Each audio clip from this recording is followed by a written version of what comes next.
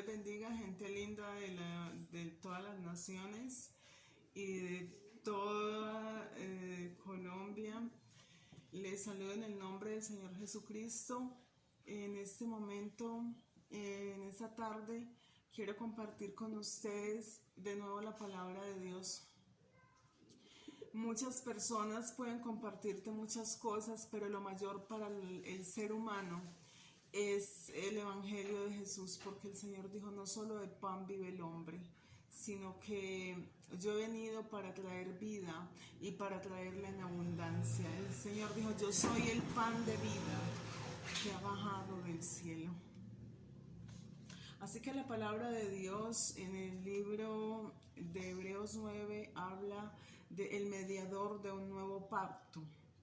En el libro de Hebreos 9:16 dice: porque donde hay testamento es necesario que intervenga en muerte del testador, porque el testamento con la muerte se confirma, pues no es válido entre tanto que el testador vive, de donde ni aún el primer pacto fue instituido sin sangre, porque habiendo anunciado Moisés todos los mandamientos de la ley a todo el pueblo, tomó con sangre de los becerros y de los machos cabríos con agua, lana, escarlata e hisopo, y roció el mismo libro y también a todo el pueblo, diciendo: esta es la sangre del pacto que Dios os ha mandado. Y además de esto roció también con la sangre el tabernáculo y todos los vasos del misterio, y casi todo es purificado según la ley con sangre, y sin derramamiento de sangre no se hace remisión.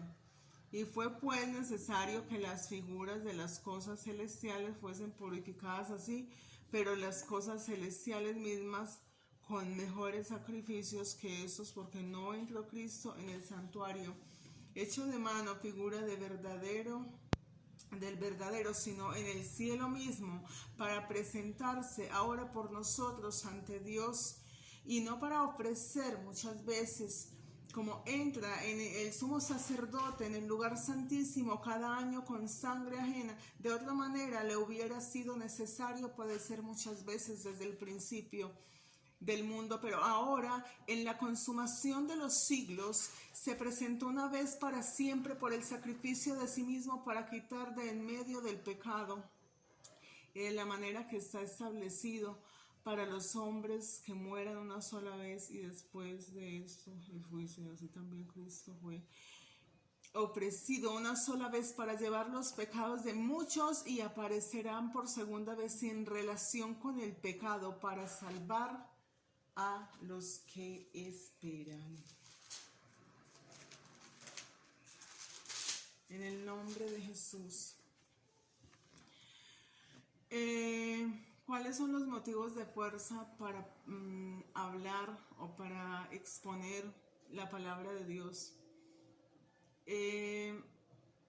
Los motivos de fuerza son la vigencia del amor divino de Dios por fe en su nombre santo, por el cumplimiento de sus santos mandamientos, estatutos y ordenanzas que ha dejado a los hombres para que se cumplan, ya que Él, con el sacrificio que ha hecho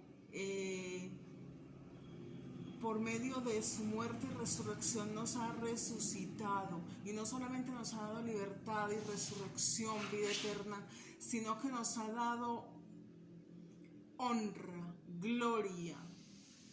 Dice la palabra de Dios que nos ha sentado en lugares especiales juntamente con Cristo, en lugares altos junto a Él, y que siendo que somos menores que los ángeles, Él nos ha hecho mayores que a ellos y nos ha coronado de gloria.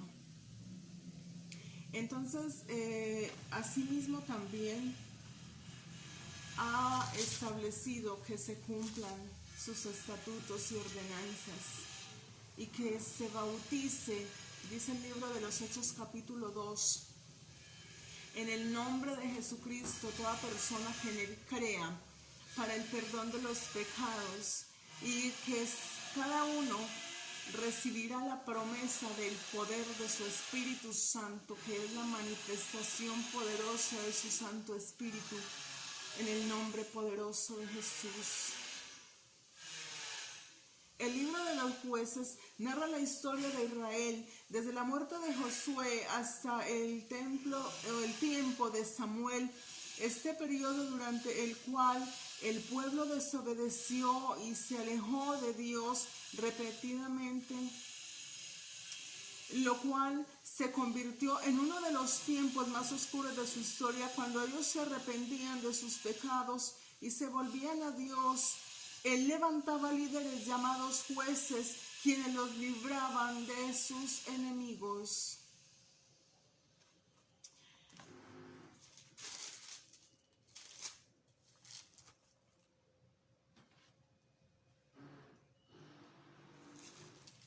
La palabra del Señor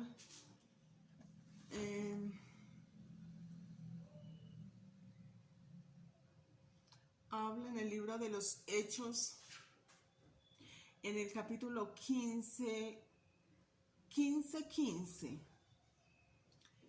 Y con esto concuerdan las palabras de los profetas, como está escrito: después de eso volveré y reedificaré el tabernáculo de David que está caído, y repararé las ruinas y lo volveré a levantar, para que el resto de los hombres busque al Señor, y todos los gentiles sobre los cuales es invocado mi nombre, dice el Señor, que hace conocer todo esto desde el tiempo antiguo, por lo cual yo juzgo que no inquieten a los gentiles que se convierten a Dios, sino que les escriba que se aparten de las contaminaciones de los ídolos de fornicación, de ahogado y de sangre, porque Moisés desde tiempos antiguos tienen en cada ciudad quien predica en las sinagogas, donde es leído cada día de reposo. Y entonces pareció bien a los apóstoles y a los ancianos con toda la iglesia elegir de entre los varones y enviarlos a Antioquía por Pablo y Bernabé a Judas, que tenía por sobrenombre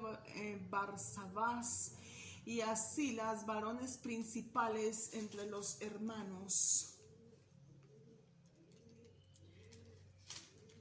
Vamos a ver un capítulo una base fuerte e importante de la palabra de nuestro Señor Jesucristo. En el libro de Esther, una mujer que dio ejemplo, una mujer humilde y virtuosa, una mujer que intercedió por su pueblo y que vivió grandes experiencias con Dios. Y la palabra de Dios registra que este libro es registra una de las liberaciones que los judíos experimentaron en su historia. Los descendientes modernos de los judíos leen este libro durante la fiesta de Purim en memoria de aquella liberación, y Esther es una joya literaria que se lee con interés y deleite tanto por los jóvenes como por los adultos. Nos ofrece un buen ejemplo de la providencia de Dios, quien predice lo que va a ocurrir y que Dios cuida de sus hijos. El libro del profeta Isaías. Este libro fue escrito en una época agitada. El pueblo que se había alejado de la religión y se había corrompido. El profeta Isaías predijo la cautividad babilónica tanto para Israel como para Judá, pero también profetizó el regreso de los exiliados y la venida del Mesías. En los capítulos 9, 11 y 53 se encuentran las dramáticas descripciones de Cristo y de su reino, escritos más de 500 años ante el tiempo de Cristo. Y el libro de Isaías es una de las grandes obras maestras del mundo, escrito por una persona educada en un buen hebreo, que contiene un estilo elevado, una expresión vehemente vivida, una imaginación que está citado en el Nuevo Testamento en más ocasiones que cualquier otro libro.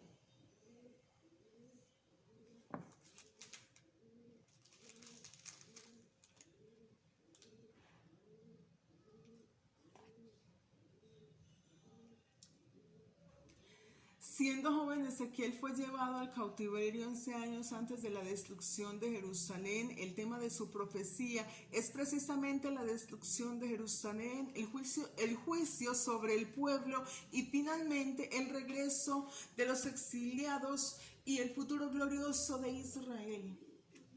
Ese futuro glorioso de Israel, para lo cual las dos bases fuertes fueron la justicia y el juicio, lo cual fue establecido por Dios para ese gran futuro glorioso que vendría, o esa gloria venidera que a futuro llegaría para la nación de Israel.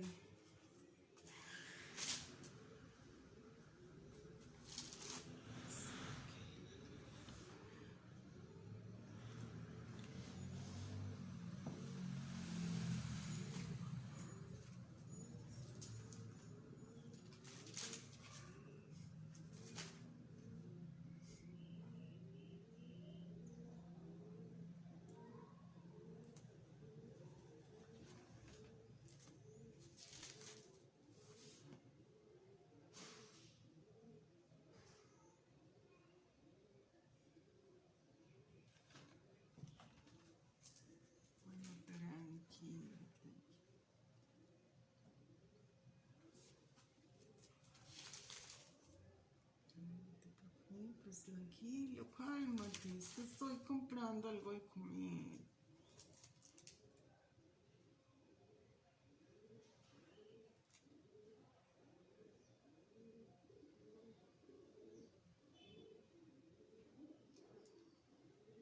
La palabra de Dios dice en el libro de Corintios capítulo 13. Dice, si yo hablase lenguas humanas y angélicas y no tengo amor, vengo a ser como metal que resuena o címbalo que retiñe. Y si tuviese profecía y entendiese todos los misterios y toda ciencia, y si tuviese toda fe de tal manera que trasladase los montes y no tengo amor, nada soy. Y si repartiese todos mis bienes para dar a comer a los pobres, y si entregase mi cuerpo para ser quemado y no tengo amor, de nada me sirve. El amor es sufrido, el amor es benigno, el amor no tiene envidia, el amor no es jactancioso, no se envanece y no hace nada indebido, no busca lo suyo, no se irrita, no guarda rencor, no se goza de la injusticia, se goza de la verdad. Amén. Gloria a su nombre.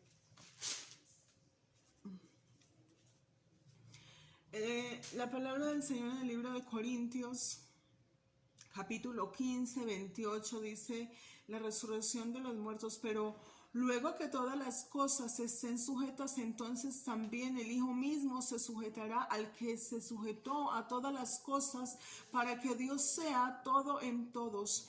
Y de otro modo, ¿qué harán los que se bautizan por los muertos, si en ninguna manera los muertos se resucitan?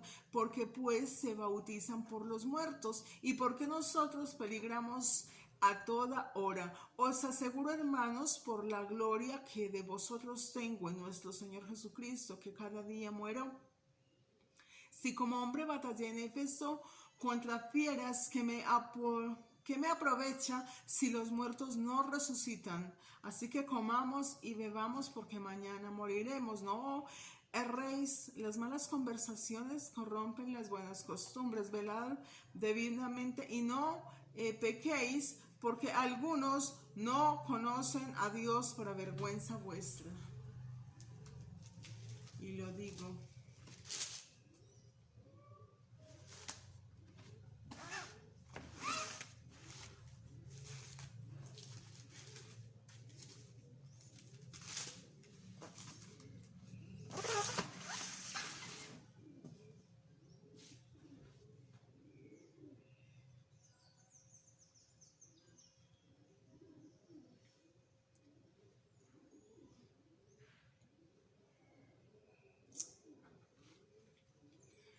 La iglesia de Filipos, este libro de Filipenses, esta iglesia fue la primera en establecerse en Europa, escrita por el apóstol Pablo, probablemente desde Roma, cerca del final de su encarcelamiento. La fecha fue alrededor del año 62 después de Cristo.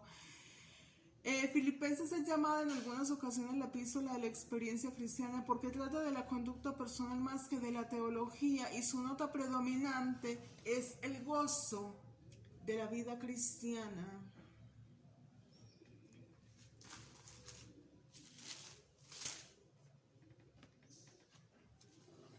gloria es su nombre. Bueno, Dios les bendiga y hasta la próxima oportunidad.